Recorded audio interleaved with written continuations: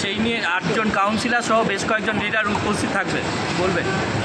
তৃণমূল কংগ্রেস বুঝতে পারছে যে ভবানীপুরের লড়াইটা ওনাদের জন্য ওয়াটারলুর লড়াই হতে চলেছে এবং মমতা বন্দ্যোপাধ্যায় হারতে চলেছেন, বিজেপি জিততে চলেছে, ওখান থেকে বিরোধী দলনেতা তিনি জিতবেন। হারোয়ার রাস্তায় তৃণমূল কর্মী ক্ষতবিক্ষত দেহ খুন করে হাতের সবজি কেটে মুখে অ্যাসিড, মনে করা হচ্ছে যে অন্য কোথাও খুন করে হারোয়ায় ফেলে দেওয়া হয়। পুলিশ তদন্ত করুক। তৃণমূলের কর্মী খুন হয়েছে মানে নির্ঘাত তৃণমূলেরই কেউ যুক্ত। এর আগেও আমরা দেখেছি বিভিন্ন জায়গায় কাউন্সিলর থেকে খুন থেকে শুরু করে তৃণমূলের কর্মীরা যারা খুন হয়েছে তাদের পরিবার পর্যন্ত তৃণমূলের পুলিশের উপরে কোনো ভরসা দেখাতে পারেনি, তারা সিবিআই তদন্ত চেয়েছে। সেক্ষেত্রে পরিবার কি চাইছে আমাদের জানা নেই বা আমার জানা নেই। তবে হারোয়াতে বিজেপি অত্যন্ত কম শক্তিশালী আমি বলবো।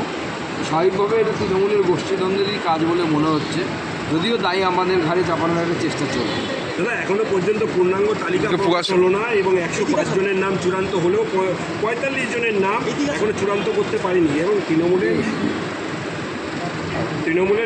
পূর্ণাঙ্গ তালিকা পর কি ঘিরে চলনীতি অবলম্বন করছেন বিজেপির নির্দিষ্ট পদ্ধতি আছে। তৃণমূলের তো একটাই পথ, বাকি সব তো ল্যাম্প। একজন বসবে গড় করে বলে দেবে এখানে ওখানে। আমাদের তো ওরকম হয় না।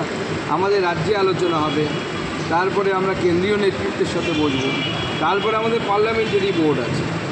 তো অলরেডি আমরা প্রথমে আমাদের প্রার্থী তালিকা বের করে দিয়েছি এবং এবার আমার বিশ্বাস আজ কালের মধ্যে সম্পূর্ণ প্রার্থী তালিকা হয়ে যাবে।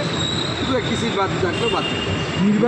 নির্বাচনের নির্ঘণ্ট প্রকাশের পর একাধিক রদবদল হয়েছে নির্বাচন কমিশনের পক্ষ থেকে এবং অপসারণে সন্তুষ্ট নয় কমিশন। 15 জন আইপিএসকে ভোটমুখী রাজ্যে স্পেশাল অবজারভার করে পাঠাবে কমিশন।